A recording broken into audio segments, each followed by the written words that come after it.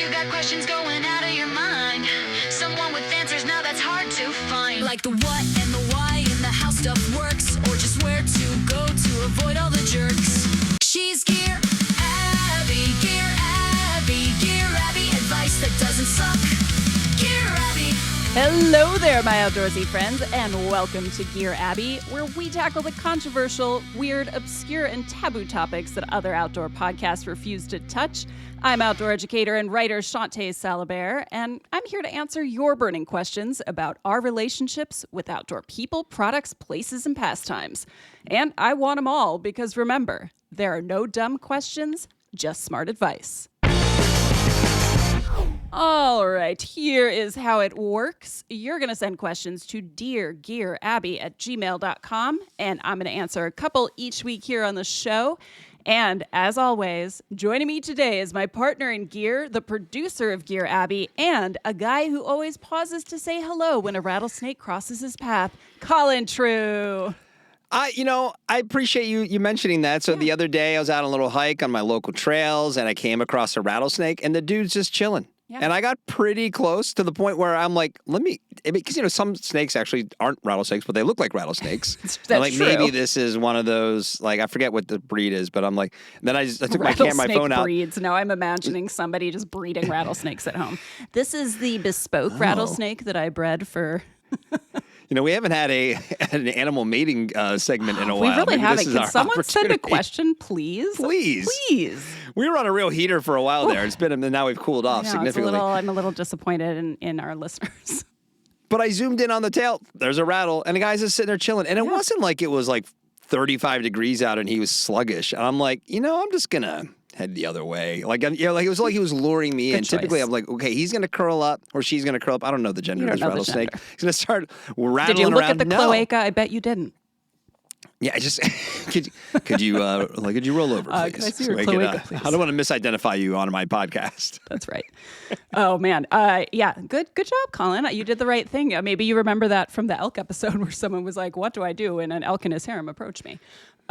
No, I did think of you because you said, we talked about rattlesnakes before, and you're like, have you wait, usually let's move on. I don't think this person, this little danger noodle, as you like to call them, was ready to move on. Yeah, you know what? Sometimes they're not out for blood. They just want to chillax, let a rattlesnake take a day off. I don't think that's a bad thing. Maybe they'll be more calm if they have more rest opportunities.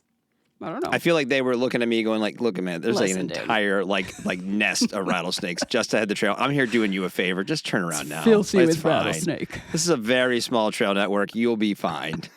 Well, speaking of animals, I have to say I was absolutely delighted. You sent me a link to a story on Explorer's Web with the headline. I just have to say this headline. Ancient kangaroos were heavier than grizzly bears, but could still hop.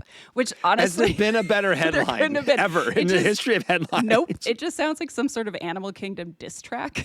I was really into Yes, it really does. But they could still hop. I have to say, after seeing how hard they actually kick each other when I was in Australia, I never want to get into any, listen, I don't want to meet a kangaroo that's heavier than a grizzly bear, please and thank you. Or when you see when you envision oh my God, really put into scale what a dinosaur as a giant lizard, and I know most of them probably had feathers and things like that. We know that at this point, but still, right? You look at it, you're like, God, it must have been terrifying. The idea of a kangaroo being bigger than a grizzly bear is horrifying. It is pure nightmare fuel. Imagine how big those haunches were. Yeah, just giant. Yeah, just that they're going to squash you. They're not going to bite you like a grizzly bear. They're just going to step on you. You're getting crushed like a walnut. Yeah, for sure. Oh, man. Well, but I do like that headline. I honestly feel like maybe the Washington Post could have avoided Jeff Bezos' ire if they had just run more headlines like that. That would have saved so many journalist jobs, yes. Right? Definitely that, nothing else. Talking about the ancient kangaroos again. Oh, my. You got to give the people what they want. And speaking of headlines, I saw, the Olympics started last week. We're actually recording this on the day the Olympics start, so we haven't been able to watch anything yet. But there was another great headline, which was the 2026 Winter Olympics have implemented new rules in response to, and I quote, Penisgate. So I had to investigate. Apparently last year. Oh, did you? Yeah. Oh, yeah. Who doesn't want to investigate Penisgate? It reminds me actually of the Olympics. Was it last Summer Olympics with the pole vaulter or the high jump guy? Oh yeah, but that was like the news cycle is real short in this internet age. He stuck around for a while. He really did. It was a large story, So apparently last year, the Norwegians competing in ski jumping at the Nordic World Ski Championships had some extra material sewn into the crotch of their uniforms to, and I am not making this up, stiffen them to apparently help a bit with aerodynamics. And then on top of that, I saw that there are claims that other ski jumpers have gone so far as to inject hyaluronic acid into their penises to achieve the same result. This is nuts. Like apparently now they have, for this Olympics, they have very strict rules on what you could do with your crotch. So what does the acid do? It plumps it up, I guess. I don't know. Wouldn't you want it to shrink it up? Wouldn't you want to have less No, I think resistance? They wanted it. This is why they were adding extra padding. They want it for aerodynamics. Because they kind of go crotch forward, when you're jumping. And meanwhile, cyclists like roadies are off on the side going like, for years we've been catching shit for, dressing like this. We could have just been saying, no, it's actually, it helps our aerodynamics if we let our junk like break the wind for us. Oh, man. Yeah, well, some good headlines out there.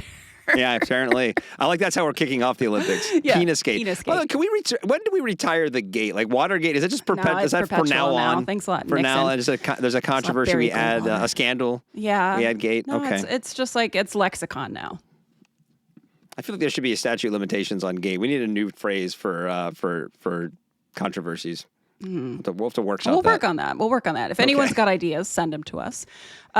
Also, we're gonna introduce some new segments to the pod. We're just soft launching some new stuff that's gonna happen, including we'll dig into some fun outdoor industry stuff here and there because Colin abandoned the Rock Fight podcast, and the people are clamoring at the peak of its it. powers. Yeah, at the peak, at its Michael Jordan best. Yes. So yeah, keep those questions coming too. If they are relevant, we will share them, and if they're not relevant, we won't share them. We may punt them over to Owen Comerford. You may know him if you know the Rock Fight. He was the consigliere. He is launching a new podcast called Outdoor Insiders. So I think we just got a recent question that might actually be a good Gearabby Owen crossover. So we're gonna let the streams cross. That's the new penis gate. And yeah, let's I get shy. I'm not good at crossing the streams. Oh man, Colin. We should say deargearabby@gmail.com. We should say that as many times as possible to make sure people are reaching out. So that's if you have if you want to weigh in on Penis Gate or Owen Comerford or crossing the streams, that's where you send it. Yeah. Or ancient kangaroos, whatever. Oh, absolutely. Send me some haunch. Nope, don't send me some haunch pics. What was the mating situation of the ancient kangaroos? That's what I want to dig into. That's what we want to know. I want, it's probably just a mammologist or like a marsupiologist, but I like the idea of there being a kangaroo, like somebody specifically dedicated to the study of the kangaroo. There has to be in Australia. Yeah, right? Someone who's just like, God, that's just all I want to do. It might be all I want to do now. I don't know. Right? I might actually, we may have to shut this podcast down too so I could go pursue my dreams. My very, if you're very that person, we have for all our Australian listeners, if you're out there, like, this is what you do, please, deargearabby@gmail.com. That's right. Invite me. I'll come down there. I'll come check out your roos. Oh, that would be amazing. Yeah. Well, the people are not here for our musings on well, they probably, at least partially probably are. At least some of them are. But we should probably get into some questions since that is what the show is all about. So kick things off, Colin. Okay, here's the first question for today. And I was looking at this. It's oddly familiar. Dear Gearabby, I have been a trail runner for a long time. And for all of that time, trail running was arguably the coolest outdoor activity. Oh, no. Hiking is seen by some as for old people. Road biking's vanity and Okay, keep going. Road biking's vanity and frequent run-ins with cars make it a tough pill to swallow. Frequent. Resort skiing is seen as badass, but only by those who don't have a badass bone in their body. Activities like surfing, trail running, mountain biking, and backcountry skiing have always been objectively awesome and elicited that amazing gasp from the non-outdoorsy when you told them the things you do for fun. Oh my God, this is a long email. It is. Okay, keep going. But lately, the loudest voices in trail running have become the most insufferable. People who want trail running to be seen on par with the NFL or NBA. People who look to overexpose legends like Lazarus Lake. People who want to see trail running become a mainstream sport. So I ask you, Gearabby. Oh, yeah, what are you asking me? How do we silence the growing masses and return trail running to its outdoor hipster roots? Am I simply an aging contrarian looking backwards and yearning for the way it used to be? Nay, I am not. These people suck, and they must be stopped. Signed. Oh, it's weird. There's no name on this. There's a name on it. There's a name on it. Go ahead and read it. It's signed by not producer Colin, I swear. Wow. Yeah, fine, I did it. I wrote this email. Yeah, not producer Colin. Funny, it sounds exactly like verbal fist shaking. This is like the email version of you. It's real. This is a real special one to get in the inbox the other day. But listen, we'll give this mysterious writer, wink, wink, the benefit of the doubt. All right. So usually I try not to harass our letter writers all that much, but I might have to let that one slide. Oh, this is fair game on this one. This one feels fair game. So first of all, as a trail runner myself, I want to know why trail running was arguably the, quote, coolest outdoor activity in the glory days of yore. Colin, any idea why someone would think this? Yes, I do. I think it's my point of view. I believe the writer, the emailer's point of view on this is. No, look, you have running, which is probably the biggest participation, quote unquote, outdoor and indoor, if you include treadmills, things like that. It's so heavily participated in, and then you have this little cornered off segment of people who are willing to go into the woods, go into the mountains, and run on trails. And it's just, I've never had that experience. You're like, oh, I'm going trail running. People are like, oh, that's cool. Like, and then you put the rise of the ultra marathon, the rise of sort of the fun things to do on trails that aren't just going for a day hike or going on a long expedition. It's kind of this like the Venn diagram of like what's cool and what you can accomplish in a relatively short amount of time. And it's just kind of this like badass little sport that only like a pretty small segment of the outdoor going population seemed like it was participating in. And now it's not like that anymore. Okay. So it was cool because people weren't talking about it and doing it. I said it was hipster. Okay, so I just want to know, not Colin, why you're so salty about, quote, modern trail runners. Like, I mean, people talking or writing or making movies or interpretive dance about the Barkley Marathons or Courtney Dauwalter or Satisfy or Western States or putting trail running in the Olympics.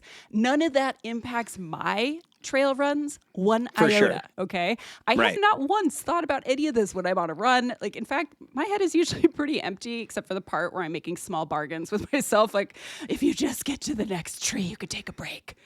I have to say, I think some listeners will probably agree with me. I think not Colin is creeping into record snob territory here, where something is only cool when it's underground or obscure. You feel like you're the only person who knows and digs it. I will never, ever understand the perspective of purists who think that when a thing becomes popular, it's ruined. At the end of the day, who gives a shit if something is cool? What is cool? I don't even know what cool is. Listen, do you like trail running? Then it's cool to you, okay? All right. Listen, here, I'm ready for your rebuttal. Not Colin. Not Colin. I just consulted with the committee and we are revoking your status as Generation X. You are kicked out of the club because knowing something before other people, not selling out is crucial to our point of view on the world, Shawnté. What is this? Are you Jack Black now in High Fidelity? Are we going back there? I love that movie. I love that character. See, yeah. Barry for president. No, you're absolutely right. And obviously we talk about this a lot in the pod. Like, can hey, we you pause do you. for a second? Can you just say that one part again? You are absolutely right, Gearabby. Thank you. This is a bit more of probably a little bit more of an industry kind of point of view, and the way I see people posting about it and talking about the category and the things that they're kind of the category. Then it's an industry thing when it's a category and not a category thing. Pursuit. Yeah, because do I expect like this to hamper anyone's good time out running on trails? No. But also, yeah, I find it tough when now I go out and I see people running on a bike path and they're carrying out like a hydration pack to do their like morning 5K. It's like, what is this world coming to? And then also the Barkley, you mentioned them. That's the best example of this. The Barkley was the coolest of them all. No one knew about the Barkley for like 20 years. It just happened. And you had to like know someone who knew someone who knew someone else to even find out how to apply to get into the Barkley. historically. And now we got like, anybody who's making a podcast or a video on LinkedIn or Instagram or YouTube or whatever, putting up interviews with Laz, and it's just not as cool. I'm sorry. It's just not as cool. What is cool? And I don't want to hear what about is your cool? Well, not doing an ultra running fantasy like runners draft is cool. That's what I would say. Oh my God. Crab ass. Well, that was so much just like an abundance of fish shaking to open the episode. Really a lot. Well, if you remember last week, you and Lloyd kind of stole my thunder a little bit. So yeah. I appreciate you including this email and throwing me a bone here so I could reclaim the title. I listen, to be honest, you were never in any jeopardy of losing your title. You are the crankiest old man / middle-aged man I've ever met. But you've got a lot of righteousness inside of you.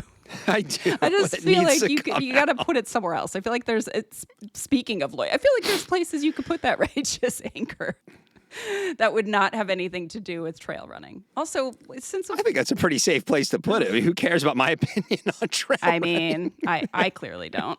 If not for this podcast, I would have never responded to that email. Exactly. Oh, man. All right. How about maybe we've got an email from someone who is not as salty as not Colin. It's probably a good idea. Yeah. We should just move on from me. Let's desaltify this episode, please and thank you. Let's rinse the salt water off of us. Yeah. We're at the beach and we'll shower. The salt is really on you. I'm fine. I'm in a freshwater. I'm like a freshwater alligator. I don't know why I said that.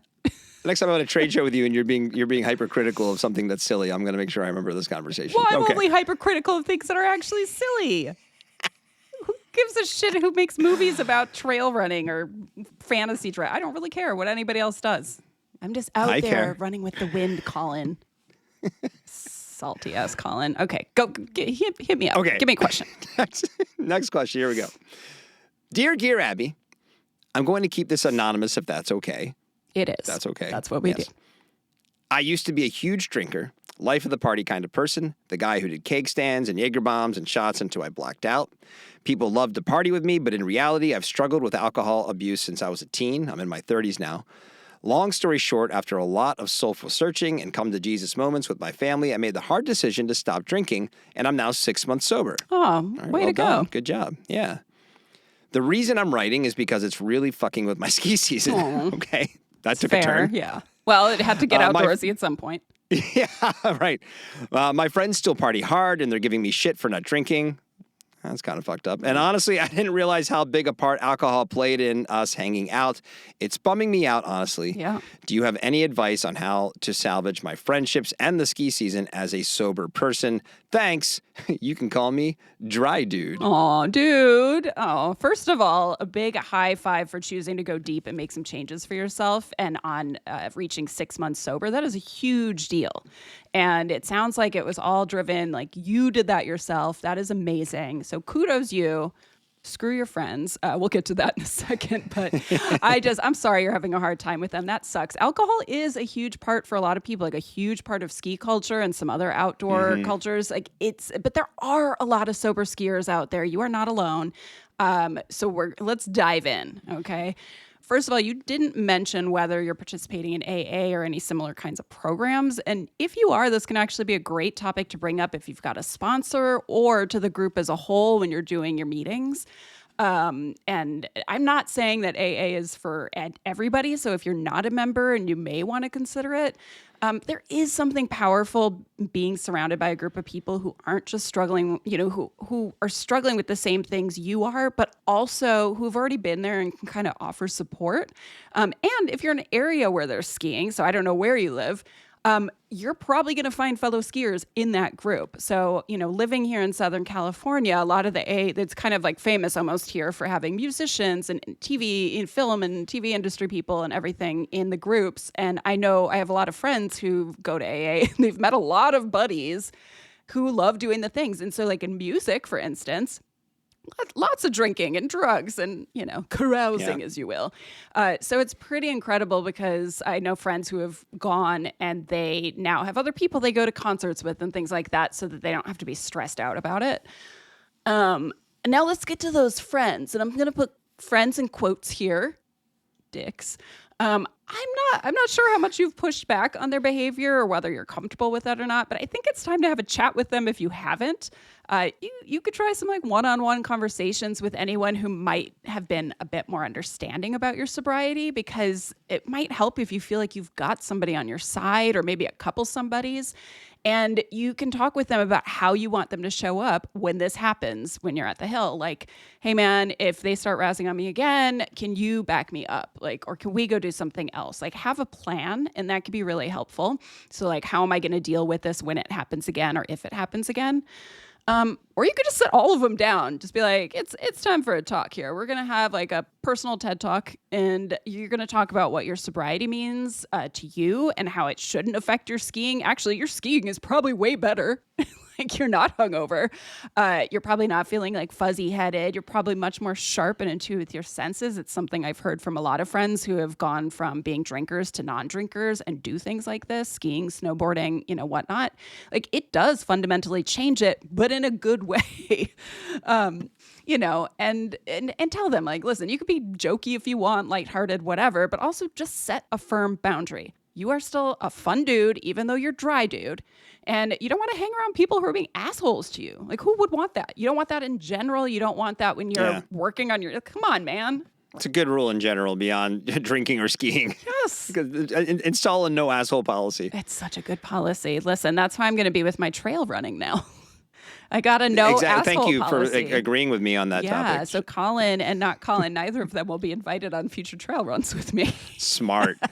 Yeah, well, okay, dry dudes. So I assume your buddies aren't being jerks while you're actually skiing. At least I hope not. I'm going to guess it's probably more of an après thing. Like, you guys are hanging out afterwards or you're having lunch or whatever, and that's when the drinking starts, and that's when they're being dicks.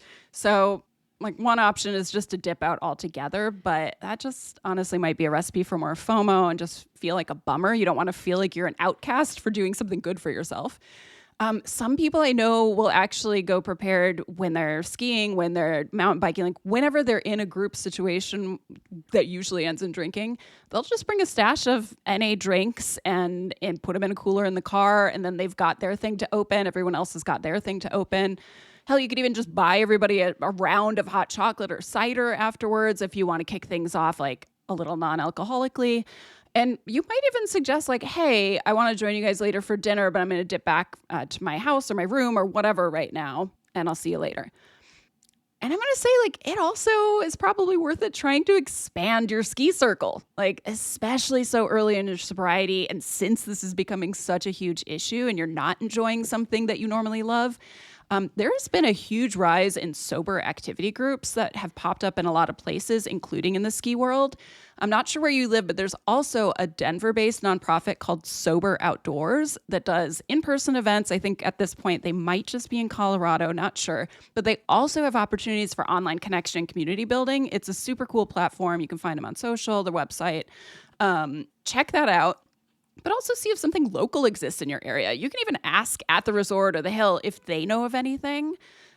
Check meetups, and again, check any sort of sober focused groups that might exist in your area. Like, having just one person even who will understand and will not give you a hard time can be so powerful in reclaiming your joy. And that's the whole point here. You've worked really hard to get where you're at. You deserve to enjoy life to its fullest. Plus, you got a leg or two up on everyone else since you won't be hungover the next day. So I think you've got options here. I'm rooting for you. As we all know, as we learned a couple episodes again, I'm not a skier. Otherwise, I'd offer to join you. But yeah, I don't know. It's such a bummer that this is such a huge part of the outdoors. I mean, Colin, you've probably seen it. Even at trade shows, it's so alcohol focused at the end of the day. And I'm not saying I don't like a drink, but it is. I know it's hard for people who are sober and going at it in the outdoors. Like, it is such a part of it. Yeah, and I think you hit all the points. I think the one thing we don't know that I'm curious about is like how forceful he's been with his friends. Right, or like have you been, and if you have kind of been very blunt, like, hey guys, like, this is bumming me out, I can't be around this. Then look, it's tough, but you got to protect yourself. I got to think 6 months in, like, that's probably still a pretty vulnerable place in your journey. Yeah. and like to kind of put yourself in a position. I mean, the peer pressure might wear you down. Like it's not a good idea. So, I mean, it's like if they can't be on board with what you're doing, then you have to have a hard think about who it is you're hanging out with, which is unfortunate. But I mean, I think it's probably the way you may have having to go here. But think about that. Ultimately, yeah, it's hard in the outdoors. People talk about it a lot. A lot of people like a drink at the end of. I like a drink at the end of doing something, but I'm also, it doesn't have to be that way. So yeah, there are plenty of options for you to have your outdoors fun and not have to imbibe if you don't want to. So yeah. And if none of that works, just look them all in the eye and say, Gear Abby said, stop being dicks. Yeah, knock it off. What the hell? That should work. I remember maybe a couple years ago, no, maybe more than a couple years ago. What is time? I was at Outdoor Retailer, and I remember when they finally started doing alternate happy hours, because you'd go to these trade shows and afterwards it would just be like, happy hour in the booths. And it's a fun part of the shows for a lot of people, but there were a lot of vocal people who said, hey, listen, not all of us drink. This is actually not fun for us. What can we do to make this more inclusive? So I love seeing stuff like that pop up. Dry Dude, you got this, man. Oh, well, all right. We are here to solve the people's problems. No, we're not here to solve them. We're just here to give you some friendly advice. So how about we give somebody else some friendly advice, Colin? Okay, well, I think you're about to be excited because it's time for the people's favorite segment, or at least Gear Abby's favorite segment. Yes. What's in my pack? But of course, we're talking about your pack, Gear Abby. So what do you got this time? What is in your pack? Really? You know why I love this segment? Is just literally you saying that. like 10 years from now, I'm like, oh my God, she's still making me say it. Yeah, that's true. I might let you come on a trail run with me if you start it that way. I won't want to because I think you're just doing it wrong. Clearly, I'm cool. You're watching that video about it, and what video am I watching you shouldn't about be. It? You're the one who sends me videos constantly, Colin. I don't ever send you Instagram videos. I find funny things and I like to share. Okay. Yeah, I know you watch content. You watch cycling content and running content. Oh God, no. Whatever. Anyway, I got my penis skate bike shorts on, so that's all that's all I need. Oh, that's a real missed opportunity. Like having maybe they could have the Team USA logo right on there. It's like an SNL sketch, right? It really is. Like I'm picturing this giant pyramid like over every dude's crotch, like just what are we doing? Like a fin. That's what I imagined. I imagined that they're like, right. This is your aerodynamic fin, like an old car or a surfboard or something. Like a spoiler. Yeah, like a spoiler, exactly. A dick spoiler. Oh, I hate it. Okay. I'm going to answer. We're going to answer what's in my pack because What's in your pack? We must move on from this. It's not a dick spoiler. Not to spoil it, but God, that'd be great if it was, wouldn't it? What a good segue. It really would. I'd have a lot more questions for myself if it was. But listen, way back in December, which seems like 9 light years ago, we did a live recording. It really was. Live recording of the Rock Fight podcast. That again is the highly successful outdoor podcast that you just abandoned. And at the peak of its popularity. Yes, keep saying that. I answered a question during the live show, and why don't you actually read that? Because we didn't do it on the non-live show. Yeah, so go ahead. I forgot. Dive in. God, we wasted all these questions for like the 100 people who don't care. Yeah, exactly. God, we should think. Did we ask? Were there any other ones? Should we bring them back? Okay. I don't know. Dear Gear Abby, excuse me. Do it better.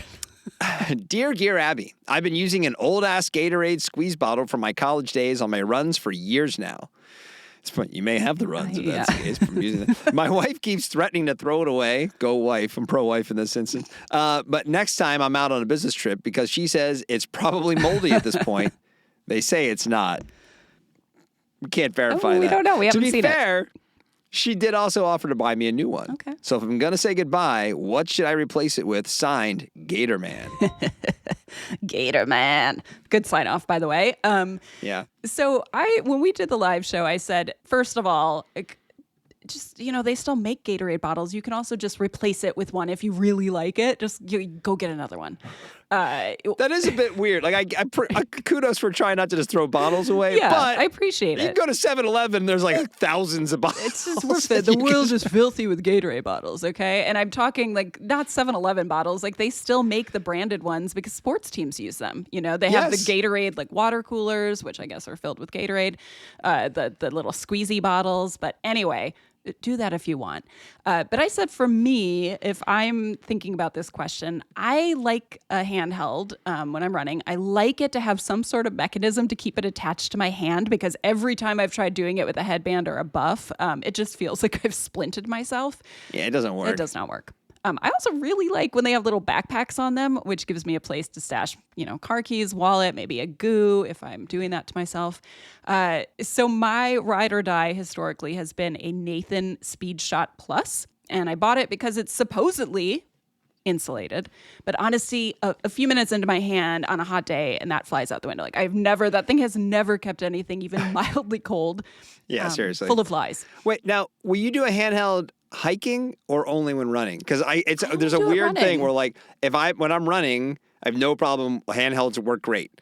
But if I'm hiking, which even if it's a short hike, why wouldn't I use a handheld? It's like, no. I would not use a handheld. What is the difference? What is the mental, you know what I mean? It's different. I mean, yeah, that is funny. It would be easier than, I don't know, carrying an Nalgene or, filling up a full bladder or something like that. I'm hiking 3 miles. I better put on a pack with a water bottle versus Here's just bitching about people. Do you not remember the very first episode of Gear Abby when we talked about, was it the first episode we talked about running vests and someone was like, I'm worried I'm not going to look cool. Did you send that question in? No, but you're not going to look cool if you're not going at a very short distance. All right. I feel like in that episode, you pretended to agree with me when I said it didn't matter. It and doesn't that anybody matter, who judges you for what you and wear. no one should care about my opinion. That's right. And everybody listen to that. Do you want to say that one again, actually? But if you want to look cool, you Shut should up. totally listen to my opinion. Beep. I just bleeped that. That was my bleeping. Anyway, listen. After we did that live show, a guy from Hydro Pack came up and challenged my haterade and offered to send some handhelds for me to test. And lo and behold, I am now in possession of not one, but 2 500 milliliter Hydro Pack Sky Flasks. I have to say, Sky Flask. That is the most intense name ever for a handheld. Anyway, one of them's insulated. One of them's just a regular ass uninsulated flask. Sky Flask. And honestly, I've been using them for a bit now. I'm digging them. Even though they do not have a little backpack, that's fine. I can put my keys in my shorts or whatever. So here's what I like about them. The Hydro Pack Sky Flask. I can't not do that. This segment not sponsored by Hydro Flask. Not at all, but you should sponsor Hydro Pack. us. Excuse me, Hydro Pack. I got my Hydras mixed Wrong up. Hydra. What if it was just sponsored by a Hydra? Like the Captain mythical. America's least favorite podcast. Exactly. We got to aim for something here. All right. So first of all, I love that you don't have to unscrew the cap to fill them because they have flip tops, which they call speed fill caps, in addition to the screw top, and it's a Speed fill caps. Thank you. I was waiting for you to Sky Flask. Sorry, Sky Flask. Thank you. I missed my cue. My bad. We should really see if they want to sponsor just simply so that we can create some sort of superhero ad. Yeah, right? Yeah. Okay. We're crushing SEO for them right now just by saying Sky Flask. But Colin will do it because I sound demented anytime I try to do that. I'm here for it. Probably most people are. Anyway, love the cap. Great time. Second, I love the hand strap, it's a little hard to describe, but it's essentially kind of like a lightly padded thumb loop and strap, like a Velcro strap that cinches down over the top of your hand. And these are easily the most comfortable handhelds I've ever used because of it. You don't have to grip it at all. It just kind of hangs out there. So like I've reached and grabbed my phone when I still have the flask on my hand. I've grabbed my keys. It's kind of amazing because then you feel like you have 4 hands and, well, I guess 3 hands because most people aren't double fisting like I have been to test Use them. Hydro Pack, you'll grow hands. Exactly. That's right. We're really going deep on this. Definitely there will be an asterisk when we do that ad because we can't promise anything. But there's also, let's talk about the insulation factor, which was my entire point, what I was bitching about during the live show. So Hydro Pack uses a proprietary, you're going to say this, Colin, ISO-bound. ISO-bound. That's their technology, which they claim keeps liquids, quote, at an ideal temperature, 38% longer than a standard water bottle.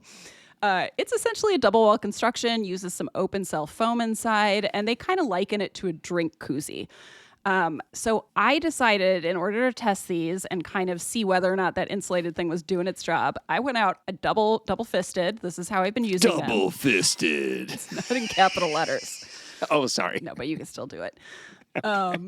I went out double fisted my little sky. We've ruined it. I can't say that anymore. Sorry, that's my bad. I filled them about 3/4 full with water, popped them in the freezer overnight, and then I took both of them. I would take both of them out, and this was a great way to test them because I have to say, not only does that insulation actually work, but it works really well, like really well. The hand, so I had the insulated one in my left, non-insulated in my right. Uninsulated one got cold or got like melty super quick, and my hand was super cold.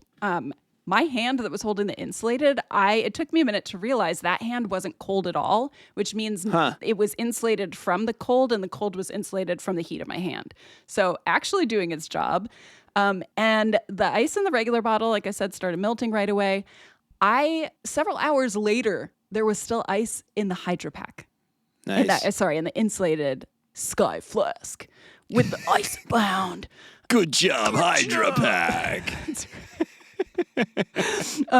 Yeah. Oh man, yeah. I have to say, it's a little mea culpa for me because I really never believed in insulated handhelds because you generate a lot of heat in your hands, and as y'all know, I've mentioned many times that I am a sweaty Betty when I'm out there. So trust me, my hands are hot as shit.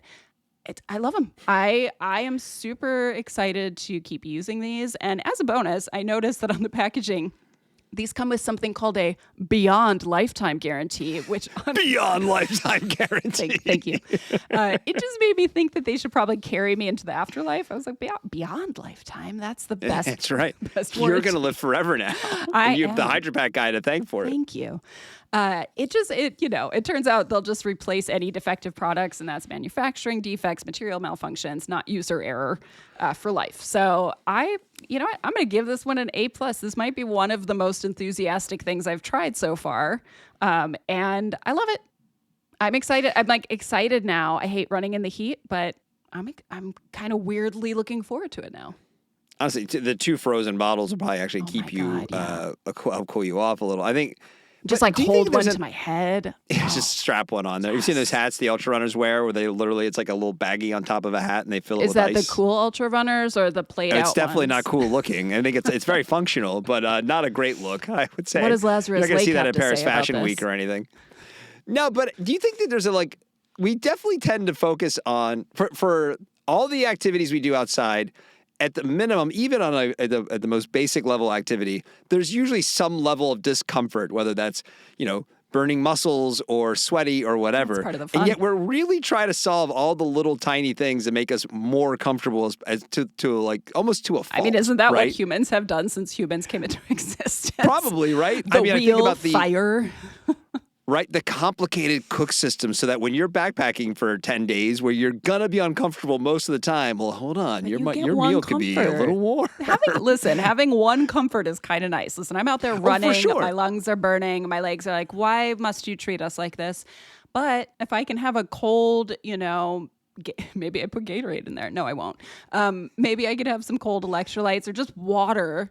Would be a thrill. Yeah. So I can have a little comfort thrill. I don't think that's a bad thing. I'm not out there running and I don't know even what would be comfortable to running because running's not comfortable. Because you're doing it wrong because you're not doing the cool hipster version of it. I hate you. Well, that is it for this episode of Gear Abby. Until next time, send your burning questions, not you, Colin, about your relationships with outdoor products, people, places, and pastimes over to deargearabby@gmail.com. I'm going to do my best to answer them or find someone else who can. And of course, head over to your podcast listening service of choice and subscribe, rate, and review to support the pod and make my day. And follow us over on Instagram @GearAbbyPod. In the meantime, today's episode was produced by David Karstad and this guy, Colin True. Art direction provided by Sarah Gensert. I'm Shawnté Salabert, and remember, there are no dumb questions, just smart advice.